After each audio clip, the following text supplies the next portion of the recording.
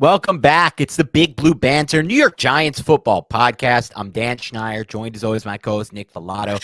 Tonight we're here to talk a little bit more Giants football. Playoffs coming up this week. First matchup, hopefully first of many, against the Vikings. And so we wanted to kind of discuss some things that were on our mind regarding the Giants heading into this wild card game. And one of them, at least for Nick and I, and maybe that makes us homers, I hope not, is that we really feel like more so than at any point this season, this team could make a run. And that wasn't the case a few weeks ago when they got blown out by the Eagles. But things have changed since then. Most notably, the offense has evolved, and we're going to get to that. But today, we're going to discuss the 5 main reasons we think the Giants have an opportunity to make a run here in this playoffs, not just to get to the playoffs, grind to the wild card game, and get your asses kicked like we saw Washington a few years ago against the Bucs when the Bucs won the Super Bowl a couple years ago. That's not the kind of playoff berths I look for personally. I look for the runs. I look for the chance to make a run. And I think this Giants team actually has a chance to make a run. So, Nick, we have 5 reasons. We're not going to do them in any kind of order, but I'll say this. The ones we list first are the ones we think are playing a bigger factor in this. So let's start with our number one reason here. And I'll toss this over to you. Both of our number one reason for the Giants' chances of making a playoff run this year is the coaching edge that they have on both sides of the ball and at head coach. All three facets going into this playoff. So where do you want to start there? I think we should start, and we've talked about this a lot throughout the week, Dan, but with Mike Kafka, what this offense has been able to do recently and how we think it isn't just kind of a fluke because the Minnesota Vikings suck on defense and the Indianapolis Colts suck on defense. I think this offense really changed not just its philosophy, but how it is using personnel packages, which we brought up on the last show, but it's moving the football through the air. And it's also now running the football effectively out of 11 personnel. And Daniel Jones is still using his legs. It's like a collective approach from everything that we've seen this season. And it's culminating in, I feel like, the best, most efficient offensive performances over the last couple weeks now as the Giants are heading into the playoffs. Like if you look through the rest of the NFL, there are times when teams are hot. Like Seattle was hot earlier in the year, right? They kind of backed their way into the playoffs. The New York Giants didn't. New York Giants started hot, had their lull. Everyone was kind of writing them off. It was a question if they were going to make the playoffs. And then they were able to beat Washington, the first primetime win since 2018. And yes, they lost to Minnesota, but they competed very hard throughout that game. And a lot of things went against them. We can go over some of that in this episode. And then they just absolutely demolished a team for the first time in quite a while. And I get it. It's the Indianapolis Colts. But if you follow the New York Giants have not been in recent history a team that has beaten teams they're supposed to in that type of manner. And the confidence for this team is now sky high. They're throwing the ball out of 11 personnel with quick game efficiently. Daniel Jones is clicking on all cylinders. And I think all of those things set this New York Giants offense up in a similar spot that they saw in week 16 in Minnesota to have success against the 30th ranked defense in the league heading into Minnesota. I really think this is a excellent spot to be in for your first wild card spot since 2016. Yeah, I'm with you, Nick. I think part of the coaching edge, this is point number one, the coaching edge. It can be really described in a whole lot of different ways. We see today, unfortunately, I hope it doesn't work out for them, but 2 teams have requested to interview Mike Kafka for their head coach job. Not 1, but 2. And I haven't seen the Ben Johnson request yet, which I was expecting to get before the Kafka request. And part of the reason is I was listening to a clip that Doug Analytics put on Twitter from the Ringer podcast, and it might have been the Athletic podcast, so I don't remember which one, but it was basically saying, like, look, there's a reason why these teams are going after Kafka already. He was a quarterback on 6 or 7 different teams. He's been through a lot of different systems, and they look at what he's done with the Giants, and it's so unique because it's not the same system he brought over that he learned with Kansas City and under Andy Reid, and it's changed so much. It's evolved so much. You just touched on how much this offense has evolved really since the overtime of that Washington game. And there's a lot to talk about when it comes to the coaching edge that I think the Giants have going into this playoffs. For starters, I think they have an edge in the red zone on offense with Mike Kafka calling the plays and designing the plays. I think they have an edge in the red zone on defense with Wink Martindale. I think they have an edge on third downs with Wink Martindale. On third downs with Kafka, I think a lot of that is dependent on Daniel Jones, who's been very good on those third and long situations. They don't want to get him into those in the first place, but they're trying to get him into third and more manageable. But he also gives them an edge there too, I think, Kafka. I think Dable gives them an edge. I really do. I feel like he's had a good feel for the game. He's made some really good situational calls. So that is there every week. Like, for example, it's not to knock Ed Donatel, and that's the Vikings defensive coordinator, correct? Yes.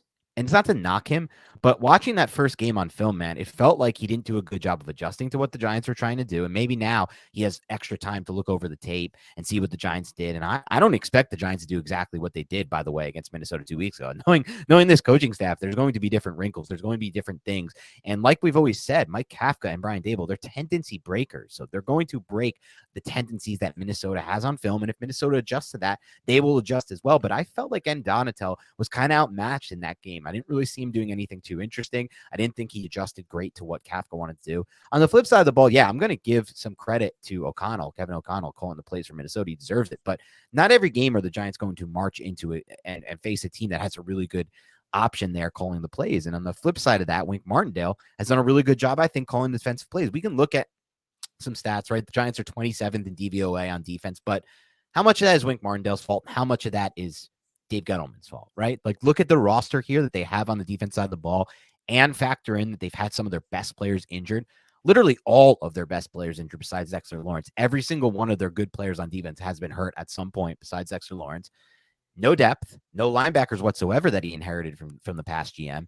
And honestly, I don't think 27 DVOA is so bad when I consider how good Wink Martindale's been in the red zone, how good the Giants defense has been in the red zone, how good the Giants defense has been on third down. So I feel like the coaching edge boils down to that. But I like what you said also, because kind of the sub bullet of why do they have an advantage here and why can they make a run with the coaching edge is that they have evolved the offense. And not only have they evolved the offense to be more pass heavy and 11 personnel heavy with more wide receivers on the field and less tight ends, but in addition to that, teams haven't really seen too much of it yet. Yeah, they have a few games on film of what the Giants are trying to do, but they have a lot of other games where the Giants are running a very different offense than the one they're going to be running in this playoff run, I think, because I don't think it's just matchup based like Colts, Vikings. I think this is what it is now. I think this is where the offense is going to be moving forward, especially as they add more personnel to fit that style in the offseason. But even for this playoff run, no matter who they play, not only just the matchup against the Vikings. So now you have an evolution of an offense, one that defense coordinators haven't really seen too much of.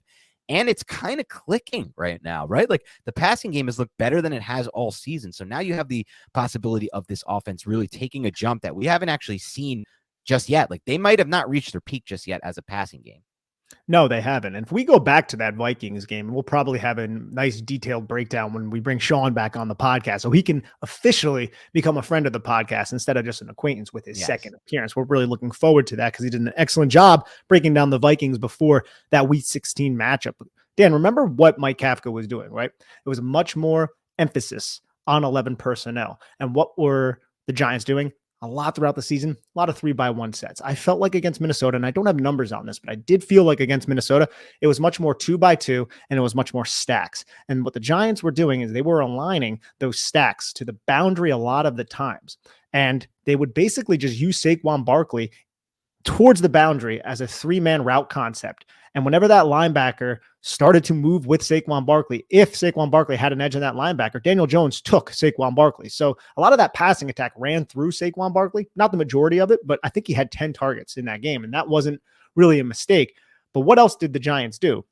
They used those stacks to create free releases for the wide receiver who was off the line of scrimmage to have that free release to the inside. We saw it on the 2nd and 9 at the end of the first half. Richie James was wide open. Daniel Jones didn't see him. Pressure got to Daniel Jones. He threw it out of bounds.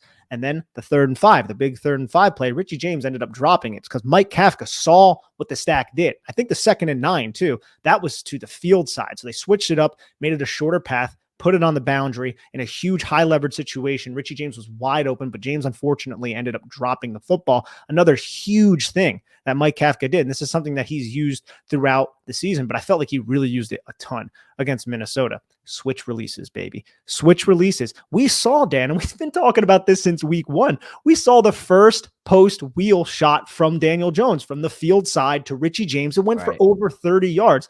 That was on a switch release with Kenny Golladay, by the way. It wasn't even Isaiah Hodgins. And Kenny Golladay, his job was to basically just get in the way of the apex defender who was attempting to work over the top through traffic to get to Richie James. Daniel Jones did an excellent job recognizing it and then attacking vertically for like a 33-yard gain to Richie James. I think those switch releases are going to be a big part of this game plan. I think those stacks are going to be a big part of this game plan. And I also think we might see a little bit more Daniel Bellinger. I think we might even see a little bit more Daniel Bellinger acting as a fullback, which the first time we saw that was in this game, at least Right. him in the passing attack, which was that fullback where he leaked out, ran the deep over, and unfortunately ended up fumbling the football. And then we had the fullback leak play against the Indianapolis Colts. So I think that wrinkle will also be a part of this passing attack. I think you're 100% right. And just going over what you just said, I mean, you throw out all of these different things that he's done, the different route combinations, the switch releases, the stack wide receivers, the 2x2 sets versus a 3x1, using Daniel Bellinger's fullback. All these things can be grouped into the same thing. And that's the coaching edge, because how many other coordinators are doing this? I know Kyle Shanahan does this type of stuff really. When what I mean by this, I mean just like a multitude of different things. But some of these teams are just running their offense, dude. Like I watch the Eagles, they're simply running their offense. Their offense looks very similar every time I watch the Eagles. That's the straight up. And Kellen Moore, he's a great coordinator. He's found really good ways to beat Wink Martindale. That Dallas offense doesn't look that unique to me either. I'm not seeing new wrinkles there every week either. Tampa Bay, hell no, they're not putting in new wrinkles in their offense. They're getting better now. They're starting to really get on the same page, it seems like, but they're not putting in new wrinkles to their offense either. I feel like the Giants are one of the few teams that are using this multiple, unique offense that's evolving all the time. You're seeing new things every week. And if we saw all these new things in the regular season, what do you think we're going to see in the playoffs, right? No matter what the matchup is, no matter if they play 1, 2, 3, or 4 games in this playoffs, they're going to have different things every single game. And it's not just in the pass game. They add new things to the run game as well. So now we're seeing more, wham block here, trap, and you're seeing all these different things that we're like, oh, wait, now that's not something we put on tape earlier this season. And what does that do? It keeps the defense off guard. It gives you a better chance of catching them in the wrong spot at the right time so you can hit a big play on offense. And I think that 30-plus yard pass to Richie James was really important, Dan. You know why? Because the week before against Washington, we were almost laughing at how much Jack Del Rio was disrespecting Daniel Jones with some of his coverages to the field side. Yes. And Ed Donatel, I don't feel like he was nearly as disrespectful to Daniel Jones, but Daniel Jones was cognizant of the fact that defensive coordinators were saying, hey, throw to the field side. We don't really trust the fact that you're going to do it. And Daniel Jones took advantage of it. Now, that was more of a coverage mishap than, say, just straight disrespect, because just to go back to that Washington game, Jack Del Rio was using the cornerback on the outside to the field side. So that is the wide side, a lot of space there. Daniel Jones typically doesn't throw the football to the wide side too often. And he would drop him to a deep half responsibility. So basically there would be this entire portion of the field that this cornerback was bailing from that was eventually going to be open. So those deep corner routes and those out routes, those ended up coming open because the curl flat defender from like the hash was tasked to cover all that space. Because what Jack Del Rio was saying was, we don't think Daniel Jones is going to make those throws. He tends to read a lot to the boundary and things like that. So I love the fact that in the subsequent week against a bad defense, mind you, but still he recognized it and he could have took the drag. He could have took the in route. He didn't. He said, I know that's going to be open. And he put a ball out there for Richie James. And I feel like that is some sort of maturity from Daniel Jones, development and growth. And that is also coinciding with this offense kind of expanding into a more pass heavy attack.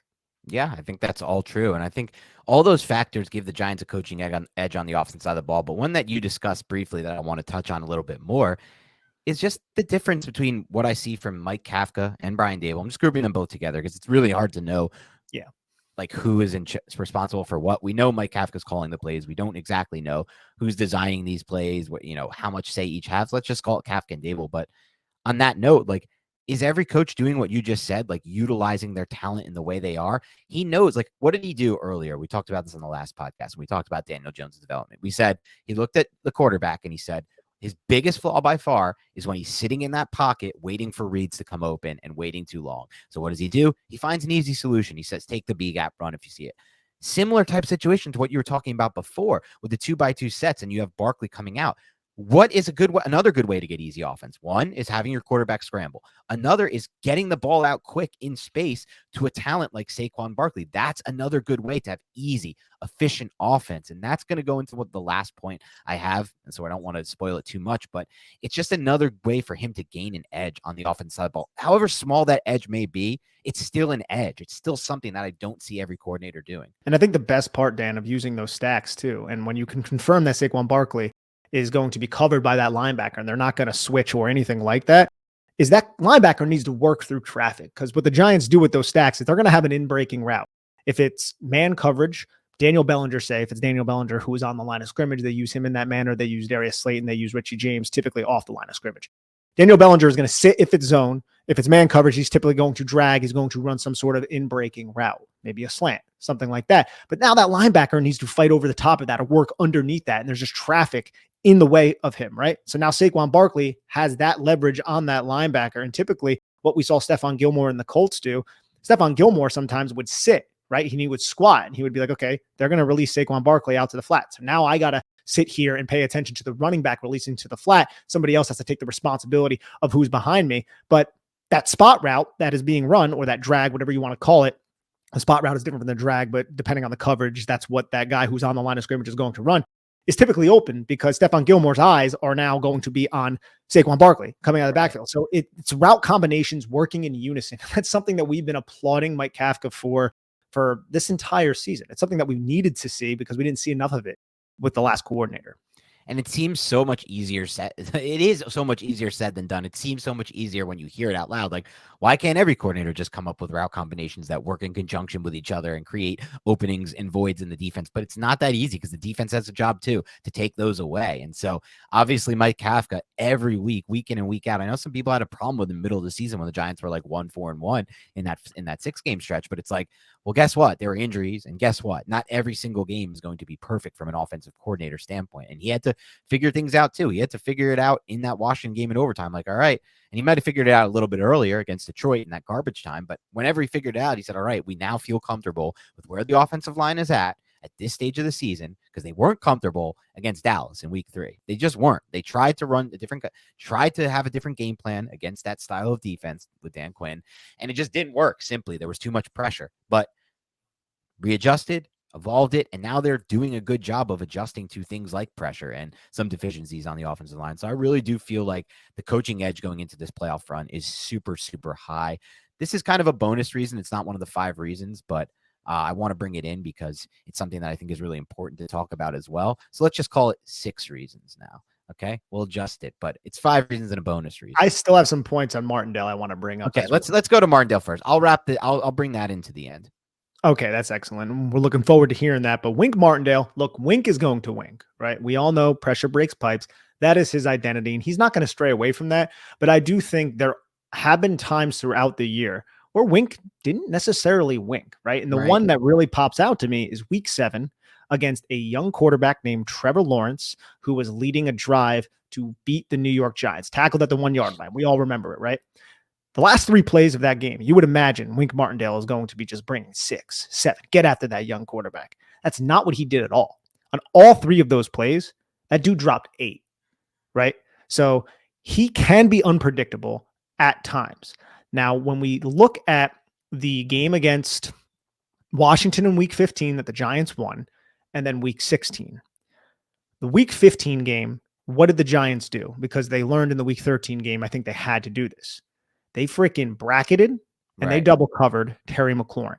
Week 16, they attempted to do the same thing. I feel like they ratcheted up the pressure a little bit more on Kirk Cousins, but they attempted to do the same thing with Justin Jefferson. It was to no avail. I think we're going to get that same type of approach, but now you're going to have a Dory Jackson, Xavier McKinney, which we'll get into a little bit later. But I know he has his philosophy, but I do think he will change things up, and he's not just going to be predictable to the point where he can absolutely be exploited. And I think that the Giants are getting these fresh bodies back should do wonders for the defense, and hopefully it can do something to contain 18, who is just unreal.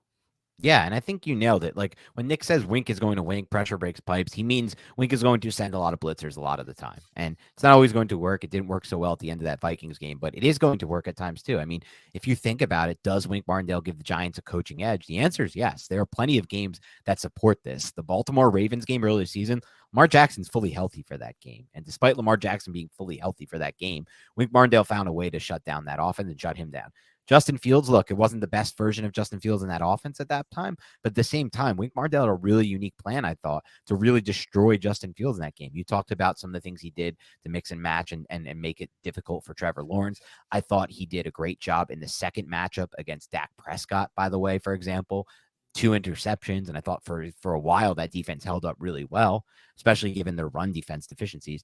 But more so than any to me, Nick, is just look at this last week. Week 18 against the Eagles. Wink Martindale is told you're going to use every single backup you have on that defense, every single one. Gerard Davis, you just signed him. You brought him up from the practice squad. He's been on the team for a couple days. Well, guess what? He's your Mike. Okay. He's your Mike linebacker in this game, right? And now you have just a slew of backups. You don't get a single one of your good defensive linemen to play.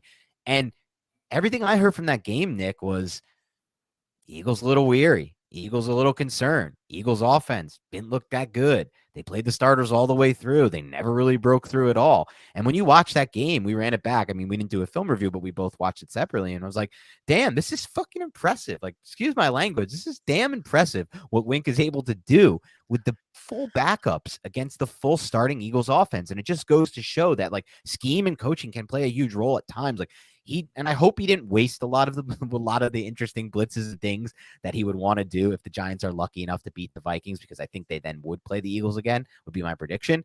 And I would hope that he has some stuff that, Sirianni and Hurts aren't used to. And I'm sure he will. But the fact of the matter is, like, I watched that and I was like, he's getting to Hurts. He's pressuring Hurts. He's getting some free hits on Hurts. He's forcing Hurts to move and get out of the pocket and not just sit and run that system that they want to run comfortably. And that's something that you're going to get every week from Wink Martindale. Absolutely. And I want to bring up just the coverages that Wink Martindale used against Minnesota. Now, it's a little bit difficult to really quantify the coverages because the Giants are going to have Adoree Jackson and Xavier McKinney back for this game, right? So it Not could necessarily change. Adoree, but likely. Likely, of course. Yeah. So I think, yes, we have to specify that. But the Giants ran cover 6 31% of the time against the Minnesota Vikings. And that was the most of any other game this year. Now, cover 6 is a split between cover 2 and cover 4. Typically, you're going to use cover 4 to the field side. It doesn't have to be. And then cover 2 to the boundary side. And you can also use cover 2 if it's a 3-by-1 set to the lone receiver side. So you can basically have, look, it's cover 2, which is a zone, but you can have your cover 2 defender, the flat defender, in trail underneath with your safety kind of clouding over the top, depending on how you want to play the coverage. But using that 31% of the time is a complete deviation from everything that Wink Martindale did throughout the entire season, other than week 15, because in week 15, the New York Giants did a similar type of approach against Terry McLaurin, where they ran cover 6 25.9% of the times. And the Giants also ran quarters coverage 22.5% of the time against the Minnesota Vikings, cover 3 only 16.9% of the time. And then they ran the second most cover 2 snaps, which was only 5.6% of the time against the Vikings. Now, some of this is situational, but my point is the Giants against this team are in a little bit more of a middle of the field open, a little bit more of having multiple guys back there and not just that one free safety back there, or not just cover 3 where there are some vulnerabilities with the deep pass.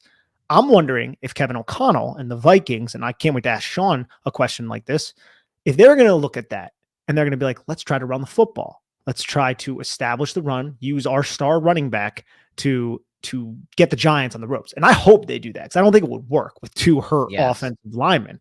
But at the same time, Kirk Cousins is a quarterback that can be rattled. You really want him dropping back that often with Dexter Lawrence going up against the guy who I don't even know his name, Leonard Williams, Kayvon Thibodeau, Azeez Ojulari. It's just another thing that I'm excited to see how it materializes through the week. And I am wondering if the Giants do go with that similar approach of having multiple guys back and playing too high and having that one less guy in the box, if they're going to try to take advantage of it with their rushing attack that isn't necessarily conducive to success against a team like the Giants, who typically play these zone rushing teams well. Yeah, that's a great point. It's almost like the Brandon Staley, not just Staley, there are plenty of defensive minds who have the same mindset, which is dare him to run, right? Let him run, see what happens. And if they do, I'm not so sure the Vikings can be successful, which is a crazy thing to say as a analyst and fan of the Giants, one of the worst run defenses in the NFL, admittedly, but also one of the most Jekyll and Hyde run defenses in the NFL. Teams that run zone against the Giants, the Seahawks, the Vikings, have not found that much success. Teams that run power and gap and weird, interesting things on the perimeter against the Giants have had a lot of success. And it could have had even more. Like the Jaguars game, they could have ran for another 100 yards if those 2 players just like made the right decisions on Etienne and I think it was Zay Jones while on the move. So it's like and Christian Kirk. Remember that third down play, I think it was third down when stop. That's like a game-changing play, and that could have went for like a touchdown. Like we talk about how the Giants should have beat the Vikings. Jacksonville should have beat the Giants. Right. Like they left so many points on the field. But the other interesting thing about this, by the way, is like we're talking about we're still on point one, which is the coaching edge, and it's like when we had Sean on for the Vikings preview earlier season, he's like, "Yeah, honestly, like I just don't think they're going to do much different with their run game. They're probably just going to run a lot of the zone, the same thing they haven't. I've seen maybe a couple plays of pullers on, of pulling guards or something like that, and then it happened. It was all zone. And now we go into this game, and I don't think much is going to change. We just discussed like Mike Kafka. What is he going to do? He's mixed in new things with the run game all season. He's had zone concepts, power and gap. He's had wham blocks. Like he's done all sorts of different things to spark the run game. The Vikings are probably just going to come out here and run their zone blocking run game with injured offensive linemen and new guys there. And that's why I'm okay just daring them to run. Like you said, playing more middle of the field open looks and having two guys back there, right? Because I think that's the right game plan for a team like the Vikings right now. And we'll get more into the Vikings matchup later. We have a preview pod with Sean. I'm going to do a preview pod with another analyst, Matthew Cup. We're going to have two preview pods this week, and we're going to talk with – we have a bunch of things coming up this week. So we don't want to do too much on the Vikings, but I do think that adds to the coaching edge. Speaking of the coaching edge, it's just something that made me smile. The Giants had a ton of success running the football on the Titans. They were like the only football team to have success running the football on the Titans. But do you remember in week 2 at home against Carolina, the Giants tried that similar approach and it absolutely got shut down. I believe I called Frankie Louvu, Brian Urlacher, because he was just all over the field against the Giants. Well, what ended up happening a couple games throughout the next few games? The Giants ended up really going with that play action heavy approach because those linebackers were so aggressive pinching down to stop Saquon Barkley and stop 26.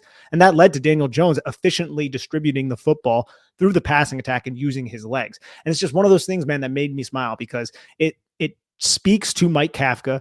Early adjustments, not sticking to his guns, adjusting based on what the opponent is doing. That is something that you want your coaches to do. And it also speaks to the development of Daniel Jones. And as you were talking just a little bit ago, I just smirked and smiled because I just thought of the position the New York Giants are in right now. And if you were to go a year back and told me that the Giants were in this position, man, I would have been ecstatic because it was bad. It was bad. And it was like, we were just hoping for them to get average on the coaching front. Now we have elite. It's crazy to see. It's crazy to have the difference there, like just from bottom to top on just one thing. But that thing ends up meaning so much. It's the biggest reason the Giants have not only made the playoffs this season, but the biggest reason for us, our number one reason. And again, these won't be in order. The second one we're about to bring up is definitely not my second most important thing, but it's up there. And the 5 reasons why we think they can make a run, because they have a coaching edge. So let's get into number 2. We spend a lot of time on number 1. Number 2 would be the injury situation for the Giants, right? So think about that 2011 season. Here are some things to note about that 2011 season. Eli Manning almost threw for 5,000 yards. Eli Manning had the 32nd ranked pass blocking grade offensive line from Pro Football Focus. 32nd, dead last. Eli Manning and the Giants offense, 3rd worst run offense in football, 3rd worst or 2nd worst defense overall. So now you have the worst pass blocking group, one of the worst rushing attacks on offense, and one of the worst overall defenses. So how did they make a Super Bowl run? It's not just that Eli Manning was insane. He had 11 touchdowns, 1 interception during that run. Filthy. I mean, you can go game by game breakdown. It's also the second factor. There were 2-prong approach there. They got really healthy at the right time on the defensive side of the ball. That was the biggest difference. You look at that season, there were a lot of injuries throughout the year on the defensive side of the ball. And then in the playoffs, they got really right towards the back end, right before that Dallas game in the last game of the regular season to win the division at home, where Victor Cruz had like that long touchdown on that out route along the sideline. That game, they started to get really healthy, and then it carried over into the playoffs, and that's so important. It's not about being healthy in week 6 or week 7. It's about being healthy at the right time, and I feel like this Giants team is getting healthy at the right time. We don't know for sure. The expectation is Adoree Jackson will be back for this game. Xavier McKinney, we know he's going to be back. Defensive line-wise, Leonard Williams is not expected to miss this game, and he had a full week to rest last week, which thank God he did. Azeez Ojulari had that little basketball ankle roll. Well, then he had a full week to rest, and he's expected to be perfectly fine. No injury to Lawrence, no injury to Thibodeau, no injury to a lot of their offensive line is healthy, right? Evan Neal might be playing a little bit through an injury, but we don't know that for sure. He could just, honestly, I think the issues with Evan Neal are just similar to what we saw earlier this season. It's not like, I don't think the injury is really indicative of why he's been struggling. We have a left guard situation from a health standpoint way better than it's been. Ben Bredesen, fully healthy now, was injured for a lot of that middle part of the season. Same goes for the wide receiver front. Yeah, it's not the greatest group we ever wanted, but Hodgins is going into this healthy. Richie James is going into this healthy. And weirdly enough, he's basically irreplaceable. And it's true, sadly. And then Darius Slayton also going into this healthy. And then more importantly than anything else, Daniel Jones and Saquon Barkley. Daniel Jones had a little bit of an injury earlier this season. Played through it, fine. He looks good. Saquon Barkley, remember that stretch after the bye week over it's a long sample size. It's like a 4, 5, 6 game sample size where he was just like 3.1 yards per carry, horrible rushing over expectation, and noticeably on film looked like he didn't have the same juice and burst. Comes out fresher, and then since that point, he's had juice, he's had burst. He looked like the early season Barkley. Now with a full week off, the expectation for me is he's going to have that same kind of juice and burst going into this playoff run. So I just feel like they're getting really healthy at the right time. Absolutely. And that's very exciting. Remember that 4th and 2 rushing touchdown against Minnesota that Saquon had? He hit that hole, and it was an excellent combo block from John Feliciano, Mark Lewinsky, and an excellent individual effort from Nick Gates to hold up Zadarius Smith. But he hit that hole, and the way he was able to accelerate out of his break once he was faced in the alley with that safety, just plant his left foot in the ground and then explode to just erase the angle. That's the Saquon Barkley that we saw in week 1, the Saquon Barkley from Penn State, the Saquon Barkley from 2018, whatever iteration of Saquon Barkley you want to discuss. He's here right now, and he's playing at that level, and he's healthy. So if we can have that in this playoff game against that same Minnesota Vikings team, that's such a difference maker. And I think, and you already said it, we're not 100% certain if he's going to be back, but the biggest difference maker in terms of the players we're getting back is Adoree Jackson. Just because Justin Jefferson, if the Giants can do half of what the Green Bay Packers did to Justin Jefferson with Jair Alexander, and it wasn't just Jair Alexander shutting him down, and I'm going to dive deeper into that tape, but from the little bit that I saw, there was a lot of safety help over the top. Yeah, they rolled coverage a lot. They rolled coverage a lot towards Justin Jefferson. They said, beat us with 19, Adam Thielen, beat us with freaking 17, KJ Osborne, or TJ Hawkinson. You could throw the football to him. That's fine. But Packers also had, at that time, before Quay Walker gets tossed out of games, really athletic linebackers who are pretty good in coverage, and they were really pressuring Kirk Cousins. I think Wink Martindale can pressure Kirk Cousins. I think he can get after Kirk Cousins. It's just you need to shut down Justin Jefferson, because there were a lot of times when Wink Martindale, and I know we're kind of talking again about the Vikings, but it's kind of hard not to since this is playoff week. But there were a lot of times, Stan, when Wink Martindale brought cover 0, and they were like, all right, Fabian Moreau, it's you and Justin Jefferson. The pressure would have gotten home, but Kirk Cousins was so quick to deliver the football to a spot where Justin Jefferson was, and Fabian Moreau just couldn't anticipate it. Really difficult assignment for really any type of cornerback, but having Adoree Jackson out there just to harass him at the line of scrimmage can make a bigger difference than what Fabian Moreau or Cordell Flott or Nick McLeod or whoever would have. So that I feel like is the biggest addition if he is going to come back. And I don't think we can undersell Xavier McKinney either. I really think just having him out there to ensure that everybody is in the right location, and also break on passes if they are bracketing, if he's over the top bracketing Justin Jefferson, what he can do. It's something that just having those two guys roaming the secondary can really make that defense click. We always talked about it throughout the offseason, Dan, but like, hey, these cornerbacks, if any of them get injured, we're screwed, right? This system is predicated on cornerback play, secondary play. Giants are getting, hopefully, 2 secondary pieces back. Hopefully Adoree can play. Yeah, exactly. And what you said about McKinney is true. I mean, look, his hand may not be fully recovered at any point this year. He's not going to potentially be making some interceptions, but he's going to put himself in the right spot. You even saw it on that big completion against the Colts 2 weeks ago. He was at the line of scrimmage and worked his way all the way back into the top of coverage and was in position to make a play on the ball. Didn't make a play on it, but was in position. Later in the game, they tried that bomb toward the right hash, and McKinney breaks on it and almost intercepts the ball. I still don't know how or why he didn't intercept the ball. Maybe the Colts guy looks like maybe he got a hand in there or whatever. It's fine. Maybe the interceptions won't come, but he's still breaking on the ball and he's still putting himself in a position.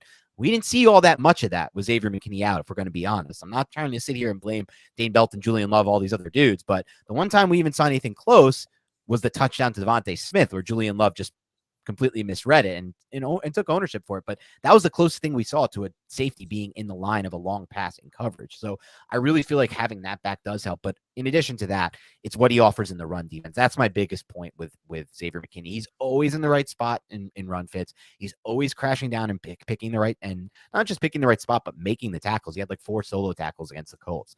He just offers something different. It's not to say Julian Love wasn't pretty good at that too. He is. But Xavier McKinney's even better at that. And the Giants' run defense is going to need that, because it's not like it's perfect, right? Like, we love the matchup against a zone team like the Vikings, but it ain't perfect. And they're going to need the second and third level players to make stops as well. So just being healthy at this time is so important. They came out of that Colts game 2 weeks ago, the last game they tried and played their starters for, pretty damn good. Like Justin Pinnock got a little hurt or whatever. No, it wasn't Pinnock. One other player got a little bit of an injury, but nothing crazy there. And then they got to rest their starters and take a bye week.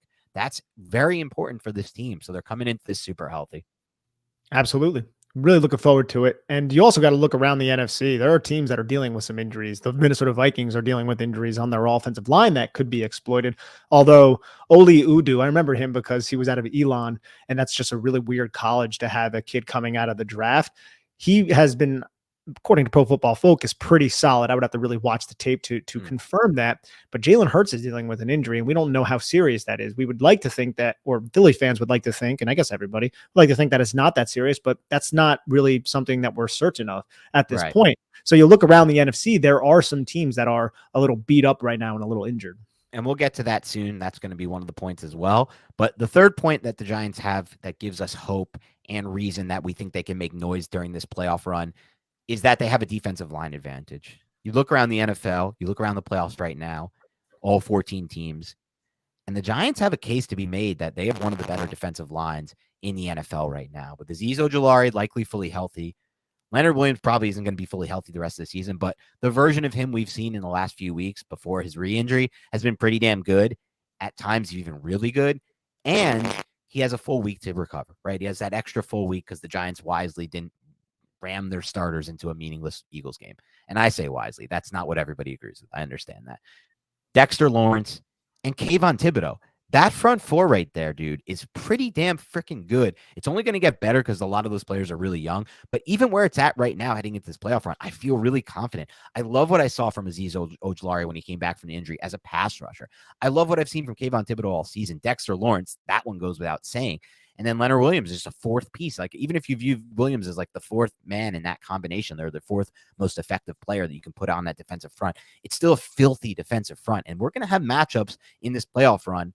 And it may not be right away, but it is. It actually is right away, where they're just going to have such a good advantage, right? Like this front four against the Vikings offensive line, what's left of the Vikings offensive line without their best player in my mind, Brian O'Neill at right tackle, with whatever the hell they're going to put out there at center, whether that be Garrett Bradbury playing through injury to the point where Kevin O'Connell was literally like, we'll see what happens with Bradbury. I don't really want to put him out there if it's like, I'm almost a little worried to put him out there. What does that tell me? Well, he's really injured and they might like, he really wants to play. Bradbury's probably like pushing hard for O'Connell, but O'Connell's like, dude, like if you play, you might get really injured, really seriously injured. Like, I don't know for sure if I can put you out there. And that situation alone tells me it's a bad situation there at center there for the Vikings, right tackle center. So they're going to have a massive advantage right away in the trenches, winning the line of scrimmage. What have we always said? The easiest way to win football is get a great quarterback, win both the line of scrimmage on both sides of the ball. That's the easiest formula in football. It's been that way forever. It will always be that way, in my opinion. It all starts up front. And so with that advantage the Giants have versus the Vikings, it may not but just be versus the Vikings, right? They're going to face an Eagles team maybe after that, let's say, for example, that's with a completely different team without Lane Johnson. We just saw it last week. The Giants backups were getting consistent pressure against the Eagles in the backfield a lot. If you look throughout the rest of the NFC, there aren't that many great offensive line situations. Tampa is getting a little healthier to an extent, but they're not a great offensive line. Dallas's offensive line, people are saying, is playing the worst it's played all season. They're getting to their, as the Giants offensive line kind of evolved throughout the season and is playing really good now, some of these offensive lines are playing much worse. Some of the best teams the Giants might have to face if they do make a playoff run. So I think the advantage the Giants have with that front four could be the key factor in them making a playoff run. Yeah, I would have to agree. And you look back to the Minnesota game itself, they had 23 pressures in that game. Like Dexter Lawrence had 7 of them, but Leonard Williams also had 5. They sacked Kirk Cousins 4 times in that game. They got a lot of pressure. And I felt like Kirk Cousins did a good job delivering the football and then absorbing the hit. I'm hoping, and I know this is just a dumb narrative, there's really nothing solid or concrete about this, but there's a serious narrative about Kirk Cousins' inability to play in prime time when the lights are really, really bright. And I'm really hoping that that comes to fruition this week and that we get more of a game like the one in week, 17 against the Green Bay Packers. Obviously, there's really nothing to really read into that or to prove that, but historically speaking, he has struggled in the biggest of moments. Yeah, and that could be, just for this specific matchup, that could definitely be in play for sure. And we'll see what happens there. Obviously, the Giants we're not like the greatest example of a counterpunch to that because Daniel No, Jones no. has one primetime win his entire career. So it's not like we have the best, I guess I should say, like counterpunch to that, but it is true and it's something to consider. Let's go to our fourth point. This one I think deserves a little bit more discussion. Part of the reason I think the Giants can make noise in this playoff run is this is one of the weaker NFCs I've seen in a long, long time, especially with where the Eagles are at right now with this Lane Johnson situation and Jalen Hurts playing hurt and that offense looking very off. And now that could change really quick, right? Like we could go into the second round of the playoffs if the Giants don't have to play the Eagles for a reason, or even if the Giants do, and that Eagles offense could start clicking again like it was earlier season. We could be like, oh, we were foolish. They, weren't fully trying for that last Giants game. They won't want to throw too much out there. Jalen Hurts just need to shake off rust, yada, yada, et cetera, et cetera. But there's a chance that this offense isn't what it was at that point. Dallas, they're certainly not at their peak of the season right now. Dallas Cowboys are not even close to playing their best football. Dak Prescott is probably playing the worst he has at any point this season.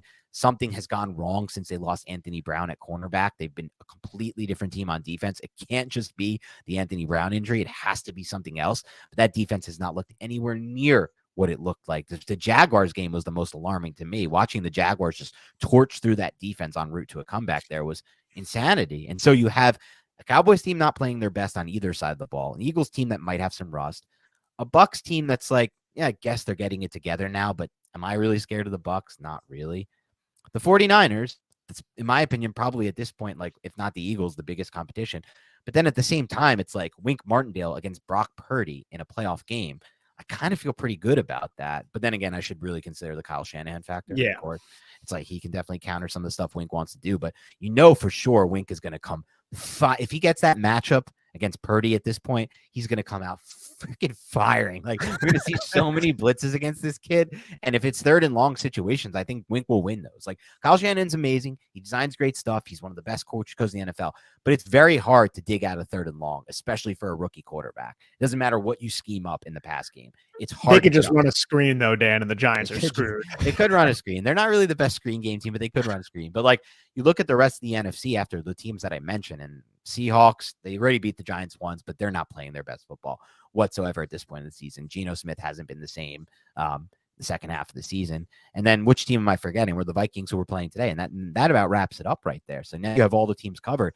I got to say, I'm not really like going into this 3-4 weeks ago. You asked me, and I'm like, all right, no matter what, the Giants have no shot against the Eagles. So I can already rule out it being an easy run and an easy path. But now it's like, I don't know. This Eagles team doesn't look as good as it did to me earlier this season. And I've never quite felt like the 49ers were totally out of the Giants league just because of the Brock Purdy factor. I think dealing with Christian McCaffrey would be a huge issue with the 49ers. Oh, yeah. That's the one guy that entire run game. And George Kittle, man, like George Kittle can own the edges, and they're gonna have a lot of counter and a lot of power gap, and that's the opponent I think I'm most scared of. Them and the Eagles are two that I think the Giants can win if things break right for them, and things can happen on any given Sunday, right? But if I had to pick the two teams that I would like to avoid, it would be those two teams. And if the Giants beat Minnesota, it's inevitable that they would play Philadelphia. And I think I'd rather play Philadelphia right now with this coaching staff seeing them twice rather than playing Kyle Shanahan and Brock Purdy, which is ridiculous to say, but I also think it makes sense because I think the coaching edge that the Giants have on a lot of teams, it might not be as pronounced or even there with the 49ers, right? I know they have a lot of talent, but Kyle Shanahan is an excellent coach. Everything that they've done on the defensive side of the football with, what is it? Is it DeMeco Ryans? Yeah. DeMeco Ryans. I think he's the best defensive coordinator in the NFL. Exactly. He's one of the best defensive coordinators in the NFL. And that would be a matchup that I genuinely scared of, I think. But I would agree with that. I think based on what we've seen, and remember, football's a match. It's all about matchups. It's all about the game is literally determined on how teams match up against each other. The Giants match up much better against the Eagles than they do the 49ers.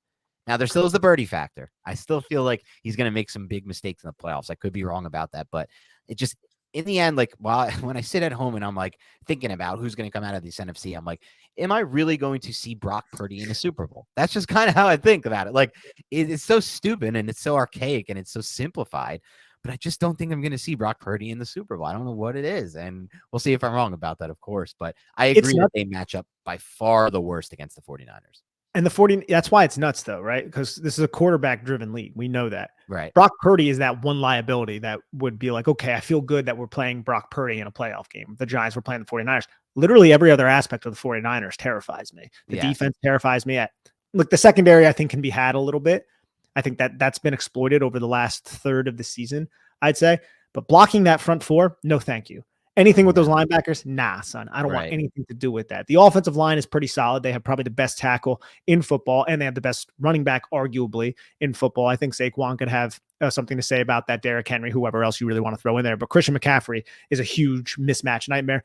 Best tight end in football, other than maybe Travis Kelce. I would say best. I would take Kittle over. I would take a healthy Kittle over Kelce every day, and that's my argument I've made forever when it comes to Kittle and Gronk, because Kelce isn't blocking. He's just not blocking. Yeah, and I agree with that. I think that's an excellent take. And then I even think their receivers, like guys like Ray McLeod, that's like their Richie James, right? Like he can do damage against you. And that's not even mentioning Brandon Ayuk and Deebo Samuel. Deebo now, yeah.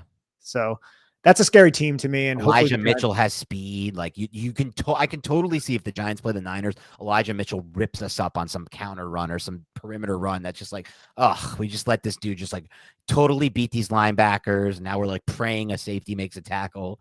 And I want to be clear too. Dan and I aren't prognosticating forward that we're definitely going to beat the Minnesota Vikings. No. Like I feel good heading into that matchup. We're just looking at the NFC in its totality and then giving reasons why we feel some teams would pose a bigger problem to the Giants than others. So I just don't want that to get misconstrued.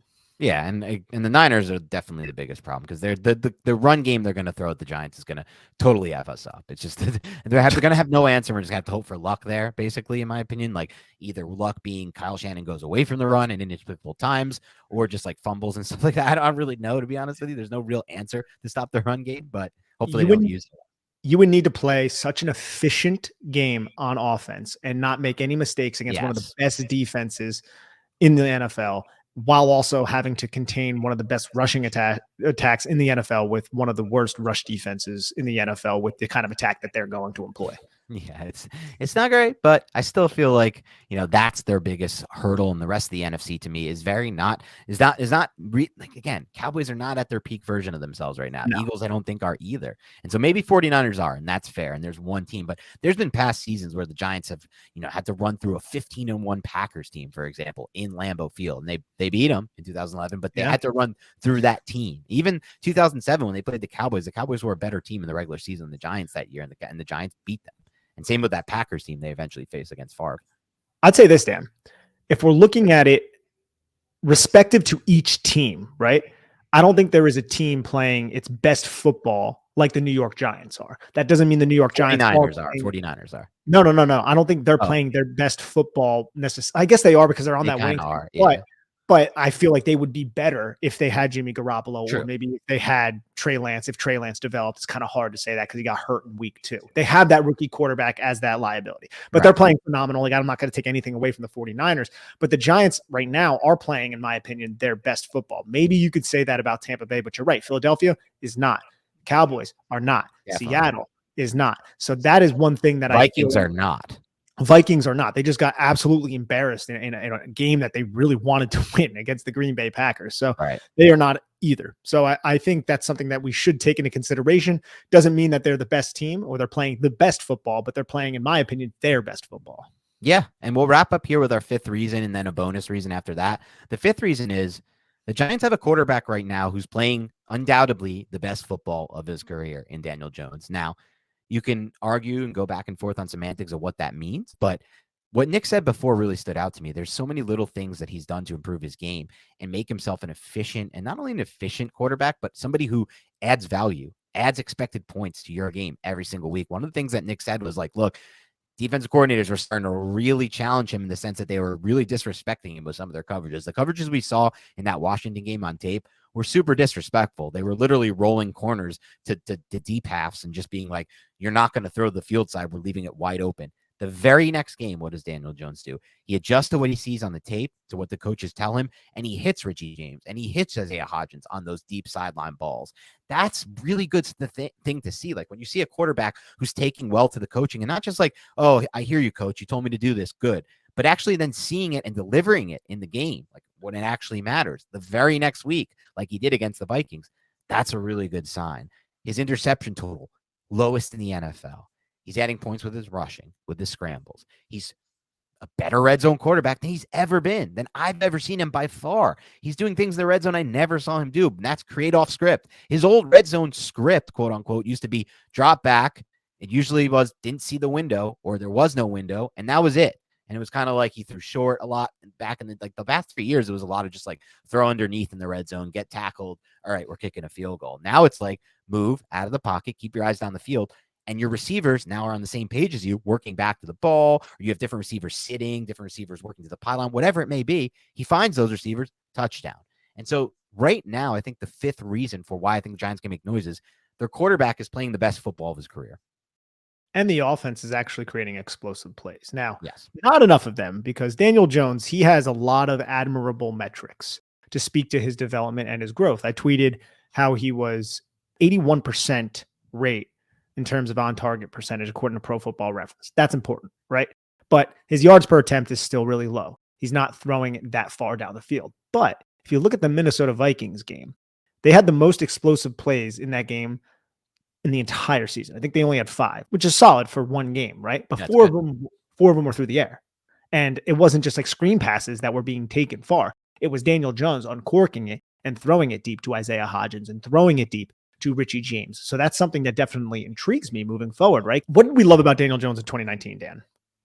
I really loved the fact that if he liked the one-on-one matchup, he was taking it. Yeah, it was aggressive. Right?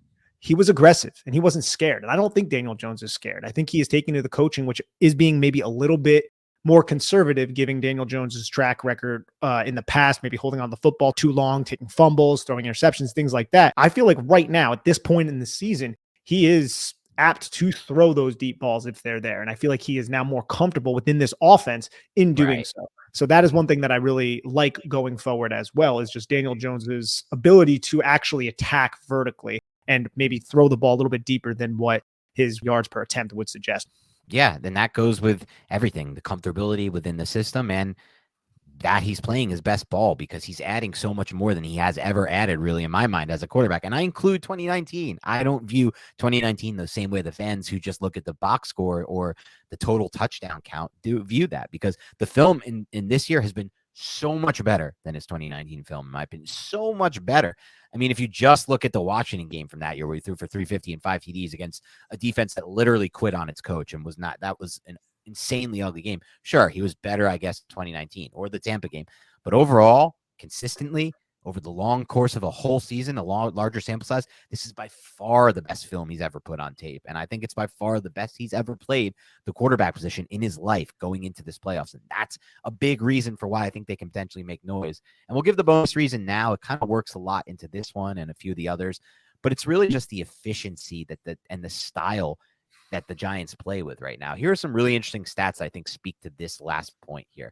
This is from a dude, M.S. on Big Blue Interactive. So I want to give him a shout out because he dug these stats up, so he deserves it.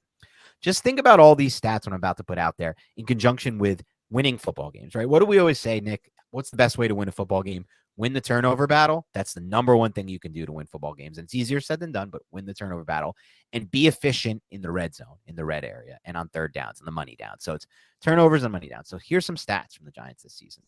Percent of passes intercepted. 1.15% of all attempts from Daniel Jones, from all Giants quarterbacks, have been intercepted. That's the best rate in the NFL. Giants are number one in the NFL.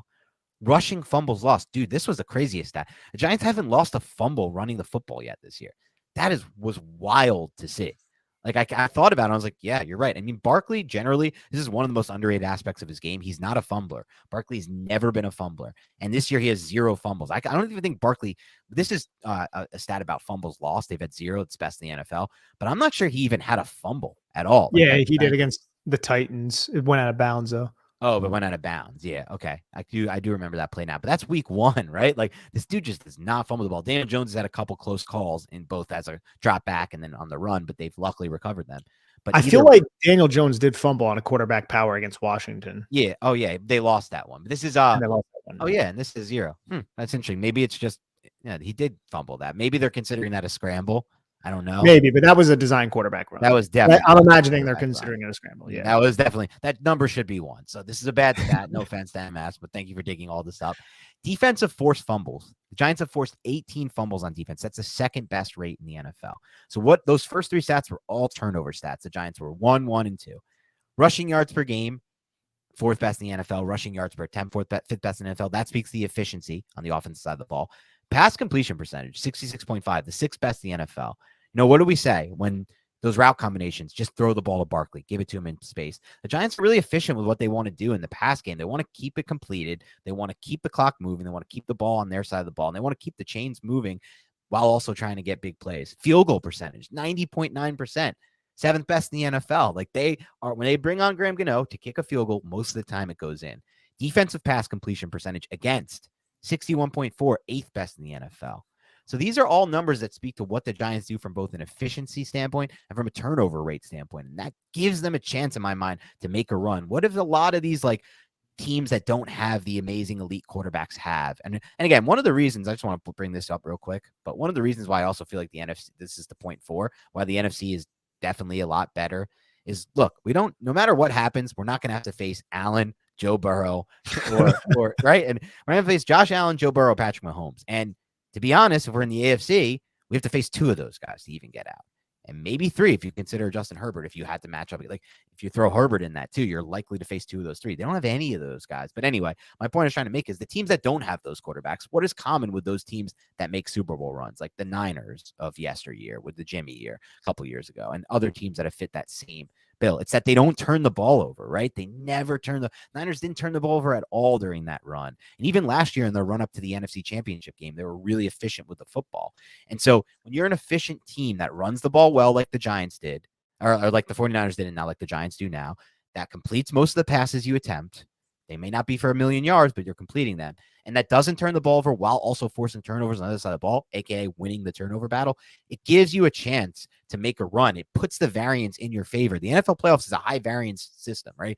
It's a one game thing. It's not like the NBA or the NHL or even an MLB where you have a series where you go back and forth, and ultimately the best team usually wins out. It's one game that decides it all, like March Madness. So the variance is at an all-time high in this sport. And one of the ways to improve your variance and improve your chance of beating variance is by not turning the ball over, by being efficient when you throw the ball, and being by efficient when you run the ball. The Giants are all 3 of those things. They're efficient as a rushing attack, passing attack from a completion percentage standpoint, and turnover battle. So I think that gives them a chance to beat the variance.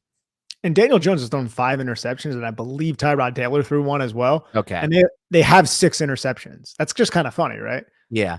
They're even Steven right there in terms of their interceptions. It's really the fumbles where they've made their due then. And just go through your mind, man, how many huge fumbles. The Baltimore fumble, right on the goal line. Travis Etienne's fumble, right on the goal line. Giants won both of those games, both very narrow margins of victory.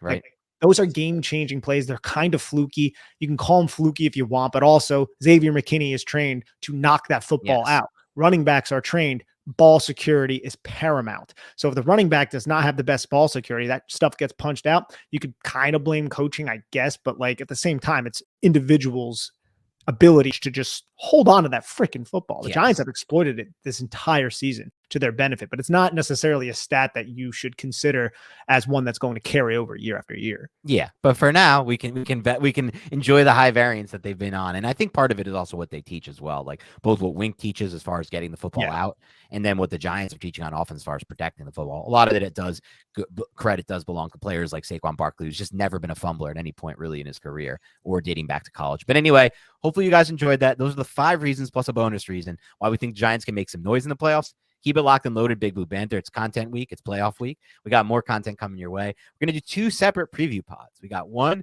with Sean Syed, who was on a few weeks ago, the X's and O's dude. And we can't wait to break down tape with him. We're going to ask a lot of interesting things like what are kind of the differences in the Vikings and what can we expect to be different, things of that nature. We're going to have a preview pod with another person who I'm not going to announce just yet. I'm still locking in the details. I think that might just be me on that one.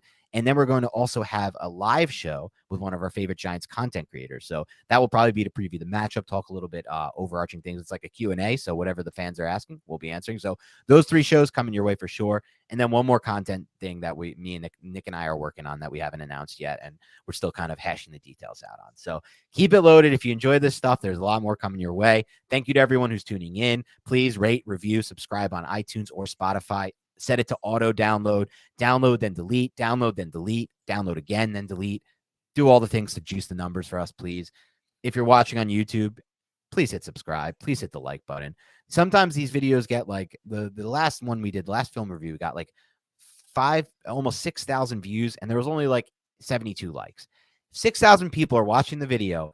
I think more than 72 people can hit that like button. It takes 1 second and it really helps. So please, if you are watching this on YouTube, just click like on the video right now. Help us get this YouTube page rolling. But other than that, have a great rest of your week. There's a lot more Giants to talk about, so we'll talk to you soon.